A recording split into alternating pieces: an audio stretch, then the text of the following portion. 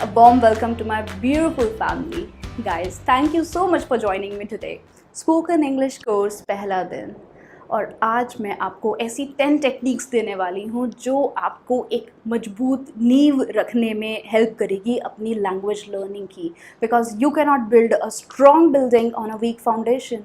नींव का मजबूत होना बहुत ज़रूरी है और उससे भी ज़्यादा ज़रूरी है आपके माइंड को उस लेवल पर ट्रेन करना कि वो जितनी भी टेक्निक्स मैं आपको बताऊं उनको फॉलो करें. क्योंकि मोटिवेशन तो आप इधर उधर से बहुत लेते रहते हो पर वो बहुत शॉर्ट लिव्ड होता है. आज सीखा कल भूल गए, ऐसा ना हो इसीलिए आज सिर्फ़ और सिर्फ मोटिवेशन ही चलेगा. आप you sit back and listen to me very carefully. तो टेक्निक्स को शेयर करने से पहले मैं आपके साथ एक छोटी सी कहानी शेयर करना चाहती हूँ और वो कहानी मेरी है ताकि शायद आपको थोड़ी सी इंस्पिरेशन मिले इंग्लिश सीखने की और आपके अंदर थोड़ा विश्वास आए कि आप ये कर सकते हैं. और ये कहानी मेरी है. क्या आप जानते हैं मैं खुद 8th क्लास तक हिंदी मीडियम स्कूल से पढ़ी हूँ और 8th क्लास के बाद जब मैं 9th क्लास में CBSE बोर्ड में गई तो शायद बहुत लेट हो चुकी थी. I was not accepted. मेरे को इंग्लिश मीडियम स्कूल ने एक्सेप्ट नहीं किया. I was bullied, I was made fun of. बच्चे हंसते थे मेरे ऊपर. टीचर्स मेरे को रोटन एग बोलते थे क्योंकि उन्हें समझ नहीं आता था कि यार ना इसको कुछ समझ आता है ना ये कुछ बोल पाती है, इसको क्लास में फिट कैसे करें. That was painfully disappointing for me. तो एंड रिज़ल्ट ये हुआ कि मैंने स्कूल जाना बंद कर दिया. हाँ, आई गेव अप. मुझे पता है मुझे ऐसा नहीं करना चाहिए था पर मुझे वो स्कूल के एटमॉस्फेयर से बहुत डर लगने लगा था. मेरे पापा का मानना था कि बेटा जिसको जो बनना है ना वो बन जाता, उसको महंगी एजुकेशन की कोई ज़रूरत नहीं पड़ती. पर फिर भी मेरे ज़िद करने पर मेरे पेरेंट्स ने मेरे को CBSE बोर्ड में डाल दिया था. पर एट दी एंड मैंने उनके पैसे ही वेस्ट कराए. मैं स्कूल बहुत कम जाती थी. पर ग्रेजुएशन में जाने के बाद पता चला इंग्लिश पीछा नहीं छोड़ेगी. इंग्लिश ने मेरा पीछा नहीं छोड़ा और ये आपका पीछा भी नहीं छोड़ेगी. तो एक बार बस मेहनत करके अपनी लैंग्वेज को इम्प्रूव कर लो. खैर इंग्लिश ने पीछा नहीं छोड़ा. So I decided that no, I have to work hard and get good hold over the language. मुझे लैंग्वेज के ऊपर मास्टरी लेनी है. मुझे अपनी स्पोकन इंग्लिश बहुत अच्छी करनी है क्योंकि I was fed up of being humiliated. मैं थक चुकी थी वो सुनना, डरना, इंग्लिश के एटमॉस्फेयर से लोग मजाक बना रहे हैं. I wanted to get over that mediocrity. वो जो एक ज़िंदगी थी मेरे को उस ज़िंदगी से ऊपर आना था. मैंने मेहनत करी and today the transformation is in front of you. My name is Vidyushi Kaushik. I am a founder and CEO of ocean English academy which is India's one of the best institutes in the field of spoken English and IELTS coaching. अब उन्हीं trainers को जो CBSE board में पढ़ाते हैं मैं उन्हें train करती हूँ. गवर्नमेंट ऑफिशियल्स को ट्रेन करती हूँ. कॉर्पोरेट वर्ल्ड के जितने एम्प्लॉयज़ हैं उन्हें ट्रेन करती हूँ. मैटर ये नहीं करता कि मैंने क्या किया. मैटर ये करता है कि अगर मैं कर पाई तो आप भी कर सकते हैं. मैं उसी पेनफुल जर्नी से निकली हूँ जिससे शायद आप अभी बीत रहे हैं. जो आप आज एक्सपीरियंस कर रहे हैं वो शायद मैंने सालों पहले एक्सपीरियंस करके उसके ऊपर मास्टरी ले ली है. तो मैं आपको बिल्कुल सही तरह से गाइड कर सकती हूँ. तो आज की वीडियो में 10 टेक्निक्स हम पढ़ने वाले हैं इंग्लिश इम्प्रूव करने के लिए. मैं आपके साथ रहूँ या ना रहूँ, आप इन टेक्निक्स के ऊपर 100% रिलाई कर सकते हैं इंग्लिश प्रैक्टिस करने के लिए. अगर आप घर पर बैठकर अकेले खुद से इंग्लिश सीखना चाहते हैं, अगर आप हमारे पेड कोर्सेज ज्वाइन करना चाहते हैं तो you can call us on this number. अब शुरू करते हैं पहली टेक्निक से. पहली टेक्निक है इंग्लिश 24/7. मतलब इंग्लिश ही इंग्लिश, दिन में भी, रात में भी, 24 घंटे, हफ्ते के 7 दिन, सपने में भी इंग्लिश. क्योंकि अगर आप कम्प्लीटली फोकस अपने एक गोल पर नहीं कर रहे हैं तो उसका एंड रिज़ल्ट सिग्निफिकेंट नहीं होगा. और जब हमें किसी भी अपने मेहनत का रिज़ल्ट नहीं मिलता तो हम उसमें और मेहनत करनी छोड़ देते हैं. शायद यही एक रीज़न है कि आपकी इंग्लिश एक लेवल पर आकर स्टेगनेंट हो गई है, वो इम्प्रूव नहीं हो रही है. क्योंकि जो थोड़ा बहुत आप पढ़ते हो वो इम्प्रूवमेंट आपको फील नहीं होता है और आपकी जो अटेंशन है वो डिविएटेड है. जॉन मडीना एक बहुत ही फेमस ऑथर हैं और उनकी एक बहुत फेमस बुक है ब्रेन रूल्स. उन्होंने उस बुक में क्लियरली मेंशन किया है कि multitasking is just a myth. Multitasking नाम की कोई चीज़ नहीं होती। ह्यूमन ब्रेन मल्टीटास्किंग के लिए बना ही नहीं है। फिर भी मैं आपको ये एक छोटी सी कहानी के थ्रू समझाती हूँ। 2 लोग थे जिन्होंने इंग्लिश सीखने का डिसाइड किया। एक थे मिस्टर शौकीन और एक थे मिस्टर शर्मा। मिस्टर शौकीन बहुत शौकीन किस्म के इंसान थे। उनको कैमरे के वो बेस्ट एंगल सीखने थे जिससे उनकी फ़ोटो बहुत अच्छी आए। उन्हें वो बेस्ट फ़ोन्स ख़रीदने थे जिनका कैमरा क्वालिटी बहुत अच्छी होती है। उनको गिटार प्ले करना सीखना था। उन्हें स्विमिंग सीखनी थी। उन्हें एंटरटेनमेंट वाली वीडियोस देखना बहुत पसंद था। मिस्टर शर्मा थोड़े सॉर्टेड बंदे थे। उनका था लाइफ में जो काम करना है पहले वो करेंगे, उसके बाद दूसरा काम सोचेंगे। तो मिस्टर शर्मा ने शुरुआत करी अपने कमरे को डीक्लटर करने से। उन्होंने उस कमरे में से वो सारी चीज़ें रिमूव कर दी जो उन्हें डिस्ट्रैक्ट कर सकती थी अपनी इंग्लिश इम्प्रूव करने की जर्नी से। जैसे सबसे पहले उनकी गर्लफ्रेंड की फ़ोटो जो उन्हें याद दिलाती थी, मुझे कॉल नहीं किया तुमने। उन्होंने कहा यार गर्लफ्रेंड को 3 महीने बाद देखेंगे, आज इंग्लिश पर फोकस कर लेते हैं। वो गिटार जो उन्होंने ख़रीदा था सीखने के लिए पर वो नहीं सीख पाए क्योंकि वो गिटार उन्हें याद दिलाता था, अरे यार मुझे तो तुमने प्ले करना सीखा नहीं है, अब तुम इंग्लिश सीखोगे। उन्होंने कहा सब हटा दो, कोई बात नहीं, अभी पहला फोकस है बस इंग्लिश सीखना। गिटार और गर्लफ्रेंड और दुनिया की सारी चीज़ें, फ्रेंडशिप सब चीज़ें बाद में देखेंगे। अब 3 महीने बीत गए। Mister Sharma is a fluent public speaker same as you are going to be. जैसे आप एक फ्लुएंट स्पीकर बनने वाले हैं, मिस्टर शर्मा ऑलरेडी बन चुके हैं। और मिस्टर शौकीन अपने शौक़ों में मशरूफ़ हैं। वो उनकी फ़ोटोज़ पे लाइक्स थोड़े ज़्यादा आने लगे हैं अब पहले से। गिटार का शायद वो थोड़ा सा इम्प्रूवमेंट आया है पर क्योंकि कंसिस्टेंसी नहीं है उसमें भी, वो उसको लगातार प्रैक्टिस नहीं करते तो उसका भी इम्प्रूवमेंट बहुत बड़ा नहीं है। और इंग्लिश की जो थोड़ी बहुत रील्स देखकर इम्प्रूवमेंट किया था वो उन 2-4 शब्दों को कहीं यूज़ कर लेते हैं पर कॉन्फिडेंस बिल्ड नहीं हो पाया है इंग्लिश बोलने का। पर mister Sharma is a phenomenal public speaker today. तो आपको डिसाइड करना है कि आप इंग्लिश सीखने की जर्नी को मिस्टर शौकीन की तरह रखना चाहते हैं। और शायद ये एक बहुत बड़ा रीज़न हो सकता है कि आपकी इंग्लिश अभी तक इम्प्रूव नहीं हो पाई है, आप उसको लाइटली ले रहे हो। बहुत सारे गोल्स के साथ एक गोल इंग्लिश सीखना रखा हुआ है। या आप मिस्टर शर्मा की तरह 3 महीने मेहनत से इंग्लिश को बस गेम ओवर, इंग्लिश का गेम ओवर, इंग्लिश की ऐसी की तैसी हैशटैग मैंने इंस्टाग्राम पर स्टार्ट किया था जो आप लोगों ने काफ़ी पसंद किया। तो मिस्टर शर्मा इंग्लिश की ऐसी की तैसी कर चुके हैं। अब आप मुझे कमेंट सेक्शन में ये बताएं आप कितने घंटे पढ़ने वाले हैं मेरे साथ इस कोर्स में। जितना ज़्यादा आपका डेडिकेशन होगा उतना ही बेटर कंटेंट मैं आपको दूंगी प्रैक्टिस करने के लिए। Rule number 2, master grammar patterns. अब जब आपका फोकस हाइपर फोकस बन चुका है तो अब सही टाइम आया है कि आप ग्रामर पढ़ना शुरू करें। अब आप में से कई लोग कहेंगे मैम एक बच्चा जो इंग्लिश स्पीकिंग कंट्री में पैदा हुआ है वो कोई ग्रामर सीख के थोड़ी इंग्लिश बोलता है, उसको तो इंग्लिश आ जाती है, तो ग्रामर और लैंग्वेज लर्निंग का कोई रिलेशन नहीं है। आपने स्टोरी तो बिल्कुल सही सुनी है दूसरे ट्रेनर्स से, पर आपने इसको 360 डिग्री से एनालाइज नहीं किया। एनवायरनमेंट, उस बच्चे के पास कोई ऑप्शन ही नहीं है, उसकी कंपल्शन है, उसको इंग्लिश सीखनी ही पड़ेगी। और दूसरा रीज़न है कि उसके पास कोई और काम भी नहीं है। उसे पता है मैं जितना जल्दी बोलना सीखूंगा उतना ही जल्दी मैं अपनी डिमांड की चीज़ें बता पाऊंगा कि मेरे को ये चाहिए, मुझे ये करना है। उसकी मम्मी भी उससे बोलती है तो क्या बोलती है, you want to play with mommy, and is like हाँ, this is how he learns, he imitates. उसकी मम्मी इंग्लिश बोल रही है, उसने इमिटेशन स्टार्ट कर दिया और उसके पास कोई और काम भी नहीं है। आपके पास ऑप्शन ही ऑप्शन है। हमारे पेरेंट्स तो वो हिंदी में बोलते हैं, हमारा जो फ्रेंड सर्कल है या तो वो कहेगा अच्छा अब इंग्लिश सीखेगा, या फिर वो वाला फ्रेंड सर्कल होगा जो हमें इन्फीरियर फील कराएगा, इंग्लिश तो आती नहीं है तेरे को, गलत सलत बोलता रहता है। तो ये कंपैरिजन वैलिड नहीं है। उस बच्चे से आप खुद को कंपेयर नहीं कर पाते। एंड ट्रस्ट मी, जो 3 साल से लोग ये बोल रहे हैं ना ग्रामर सीखने से इंग्लिश नहीं आती क्योंकि वो ग्रामर पढ़ना नहीं चाहते, उन्हें डर लगता है ग्रामर पढ़ने से, बोरिंग लगती है, वो लोग भी आज इंग्लिश के कोई मास्टर नहीं बन गए हैं। उनका लेवल सेम ही है जैसा 3 साल पहले था। पर यहाँ पे सबसे इम्पॉर्टेंट ये आता है कि आप ग्रामर पढ़ते किस तरह हैं। इस टेक्निक का नाम था मास्टर ग्रामर पैटर्न्स। आपको ग्रामर के कुछ पैटर्न्स मास्टर करने हैं। जैसे एक पैटर्न हुआ इट सीम्स, इसका मतलब ऐसा प्रतीत होता है, ऐसा लगता है कि वो उदास है। It seems that he is sad, वो इंटरेस्टेड लग रहा है इस प्लान में, he seems to be interested. लग नहीं रहा कि इन दवाइयों से कोई फ़ायदा हो रहा है। These medicines do not seem to be doing me any good.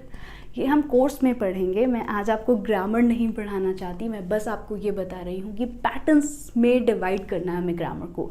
आज सीम पढ़ा है तो सीम से बनने वाले दुनिया के सारे सेंटेंसेस को हम एक बार कॉपी में लिख के बस स्पीकिंग प्रैक्टिस करेंगे। अगर आपने डस पढ़ा है तो आप डस से बनने वाले सारे सेंटेंसेस कॉपी में लिखकर स्पीकिंग प्रैक्टिस करेंगे।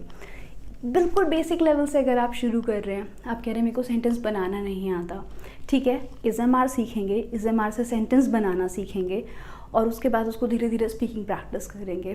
अगर आप कहते हैं इज़एमआर यार I know it very well, मैं इज़एमआर सारे सेंटेंस बना सकता हूँ, तो अब आपका जो टारगेट है वो ये होना चाहिए कि इज़एमआर से बनने वाले सेंटेंसेस को आप क्या उतना ही फ्लुएंटली बोल पा रहे हैं जैसे मैं बोलती हूँ।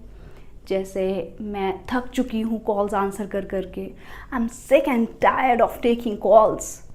अब मैंने ग्रामर में एक्सप्रेशन भी ऐड कर दिया, सिक एंड टायर्ड, ग्रामर का next level. I am sick and tired of doing it over and over. इस तरह से अगर आप सिंपल ग्रामर के सेंटेंसेस बनाना शुरू करोगे तो ग्रामर भी इम्प्रूव होगी और वोकैबुलरी भी इम्प्रूव होगी। एक और सेंटेंस देखते हैं। इसका दिमाग ख़राब हो गया है क्या? इज़एमआर से बना है। कैसे बना है वो हम कोर्स में पढ़ेंगे आने वाले दिनों में।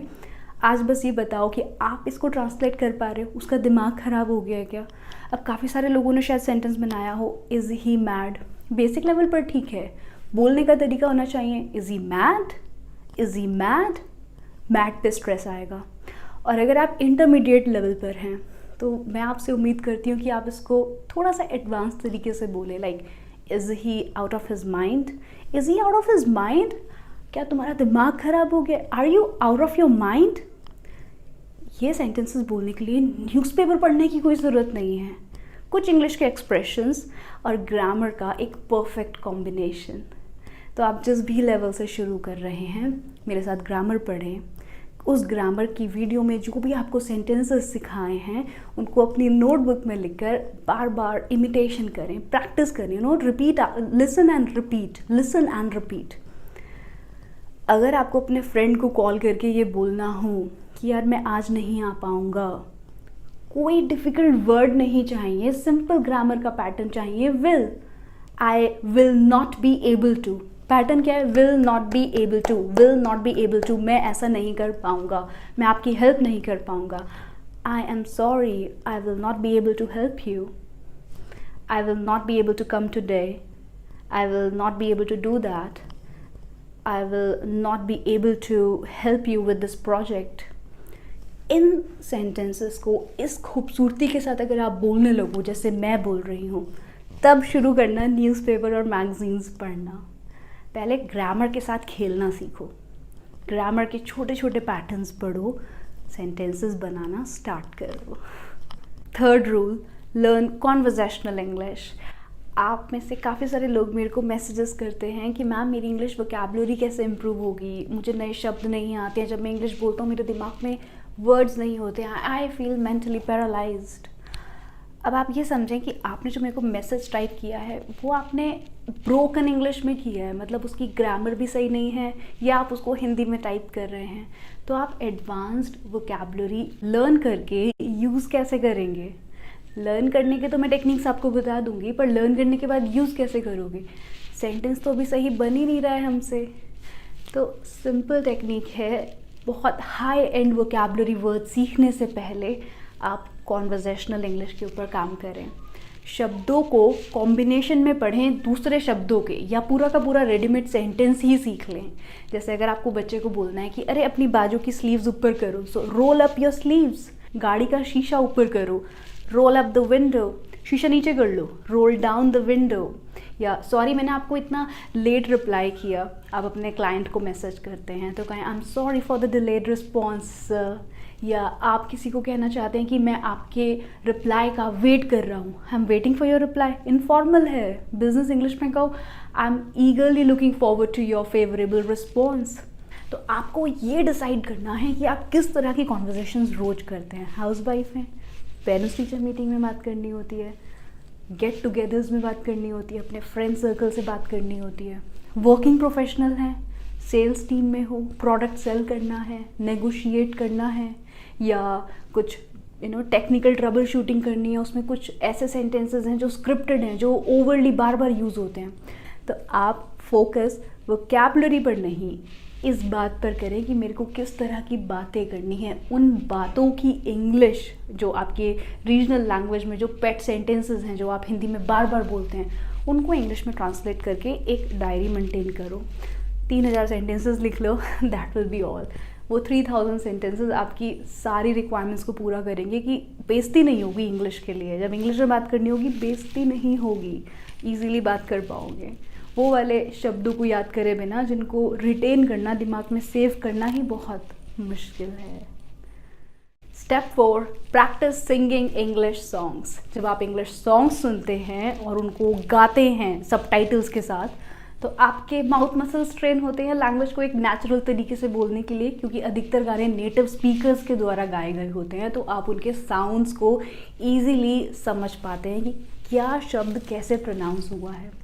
सेकंड, आपकी लिसनिंग इम्प्रूव होती है। आप नेटिव स्पीकर्स को या इंग्लिश मूवीज़ को जब देखते हैं, तो आप जब एक सॉन्ग को इंग्लिश में समझने लगते हैं, तो धीरे धीरे आपकी जो ईयर्स हैं वो भी लिसनिंग के लिए इम्प्रूव होने लगते हैं। Let's see how. Sing along and enjoy the music. Come on, turn the radio on. It's Friday night now. I got you, babe. This is how you need to sing English songs every day. एक बार 10 गाने को गाना है और enjoy करना है। देखो, अब एंट का मतलब होता है आई, मतलब is not, am not, are not, has not और हैव नॉट। इन सब की कॉन्ट्रैक्शन की जगह आप एंट यूज़ कर सकते हैं। So when she says I ain't got cash, that means she says I have no cash, मेरे पास पैसे नहीं हैं। I ain't got cash, I ain't got cash, ऐसे बोलोगे तो बोलने का तरीका खुद ही नेचुरल हो जाएगा, right? Step 5, fall in love with English. English से प्यार करना सीखो। अगर आप इंग्लिश से प्यार नहीं करेंगे तो ये हमेशा आपसे दूर भागती रहेगी और आप भी इससे दूर भागते रहेंगे। जैसे अगर मैं आपको कहूँ आपको इसके साथ इंग्लिश में एक मीटिंग करनी है, आप कहोगे हाँ मैं नहीं यार इंग्लिश नहीं बोल पाऊँगा और कुछ भी करा लो, I hate speaking in English, I feel scare, I feel hesitant, मेरे को बहुत डर लगता है। कैसे इमोशंस स्टर अप हो रहे हैं आपके माइंड में? सारे नेगेटिव, मतलब butterflies in stomach, cold feet, sweating, बहुत डर लग रहा है। इतने नेगेटिव इमोशंस अगर मैं एक पेड़ को दिखाती हूँ ना कि तू बहुत बुरा है, तेरे अंदर कॉन्फिडेंस नहीं है, तेरे अंदर हेजिटेशन है, तू बिल्कुल भी कुछ अच्छे से नहीं कर पा रहा है, यू विल मेस अप, ये तेरी बेइज्जती करके जाएगा, तो पेड़ बेचारा 15 दिन में मर जाएगा। तो आपका ब्रेन तो डेड होना ही होना है। इन सर्कमस्टांसेस में आप खुद से बिलीव या खुद से एक्सपेक्ट ही नहीं कर सकते कि आप इंग्लिश में बात कर पाओ। तो रूल सिंपल है, fall in love with English. English को प्यार करो, इसको एम्ब्रेस करो, एक्सेप्ट करो कि आज मैं गलत बोलूँगा, कल सही बोलूँगा। इंग्लिश से प्यार करने के लिए आपको करना सिर्फ इतना है, कोई भी पब्लिक स्पीकर जिसको आप एडमायर करते हो, जो आपका रोल मॉडल है, you aspire that, oh I want to be like her, I want to be like him, मैं इसके जैसा बनना चाहता हूँ। आप उनकी कोई भी YouTube पर एक वीडियो देखो, पूरी वीडियो देखो या आधी वीडियो देखो, मैं बस इतना चाहती हूँ you learn to pretend to be like them। आप उनके जैसा बनने का बस दिखावा करें। उनकी 10 मिनट की वीडियो देखने के बाद 30 सेकंड की वीडियो, 30 सेकंड की एक क्लिप निकाल लें जो आपको सेंटेंसेस बहुत अच्छे लगें। उन सेंटेंसेस को अपनी वॉइस में इमिटेट कर दो, उनको अपनी वॉइस में एक बार बस ऐसे बोल दो, कैमरा रिकॉर्ड करके जो भी आपने सुना है उसको रिकॉल करो, कॉपी में लिख लो, एक बार कैमरा फेस करके इमिटेट कर दो, फिर से वैसे ही बोल दो। बॉडी लैंग्वेज का बहुत इंपॉर्टेंट रोल है। लैंग्वेज ब्रोकन है होने दो, बॉडी लैंग्वेज बहुत कॉन्फिडेंट होनी चाहिए, जैसे वो बोल रहे हैं वैसे ही आप बोलो। 15 दिन इस प्रैक्टिस को कर लो, आपको किसी की ज़रूरत ही नहीं पड़ेगी, किसी के सजेशंस की ज़रूरत नहीं पड़ेगी। यू विल बी लाइक यार मैं 15 दिन में कम से कम 25% इम्प्रूव हो गया, ऐसे कैसे? It's magical. ये टेक्निक्स मेरे लिए काम करी हैं and I am damn sure ये आपके लिए भी काम करेंगी। तो आज की वीडियो को यहाँ पर एंड करते हैं। 5 टिप्स मैंने आज वाली वीडियो में शेयर करी हैं। 5 स्टेप्स मैं कल की वीडियो में शेयर करूँगी। Stay tuned. अगर आपको ये वीडियो अच्छी लगी है, इसको प्लीज़ लाइक करके मेरा मोटिवेशन थोड़ा बढ़ा देना और कमेंट सेक्शन में ये बता देना कि वीडियो समझ आई है या नहीं आई है। All the best. I will see you tomorrow with a new video. Hold on, homework तो दिया ही नहीं। होमवर्क ये है कि आपको अपना एक इंट्रोडक्शन रिकॉर्ड करना है। आप वीडियो रिकॉर्डिंग करें, अपना चेहरा दिखाएं मुझे। अगर आपको लग रहा है नहीं मुझे चेहरा नहीं दिखाना है, तो आप एक फ्लावर की तरफ या किसी भी एक ऑब्जेक्ट की तरफ कैमरे का एंगल करके अपनी वॉइस में अपने इंट्रोडक्शन को रिकॉर्ड कर सकते हैं। वैसे मैं सच में चाहती हूँ कि आप कैमरा को वैसे कॉन्फिडेंटली फेस करो। बॉडी लैंग्वेज भी तो इम्प्रूव करनी है ना। और उस वीडियो को बनाने के बाद YouTube का एक रैंडम चैनल बनाकर उस पर अपलोड कर दो। उसका लिंक कमेंट सेक्शन में डाल दो। जब मुझे लगेगा कि आप मेहनत कर रहे हो तो आप मेरे डेडिकेशन में और 200 टाइम्स ज़्यादा एनर्जी देखोगे। और मैं ही नहीं, जो लोग इस कोर्स को शायद 1 महीने के बाद YouTube पर करना शुरू करेंगे या 2 महीने बाद या 2 साल के बाद, तो उनको भी मोटिवेशन मिलेगा कि यार इतने सारे लोग प्रैक्टिस कर रहे हैं, मैं भी प्रैक्टिस करूँगा। तो शायद हम एक ऐसी कम्युनिटी बना पाएँ जिसमें जो लोग इंग्लिश से डरते हैं वो इंग्लिश से प्यार करना शुरू कर दें। Because no one is born perfect. हमें मेहनत करनी है परफेक्ट बनने के लिए। और मैं बहुत खुश हूँ कि आप इस कम्युनिटी का पार्ट बने हैं। बस आज के लिए बहुत है।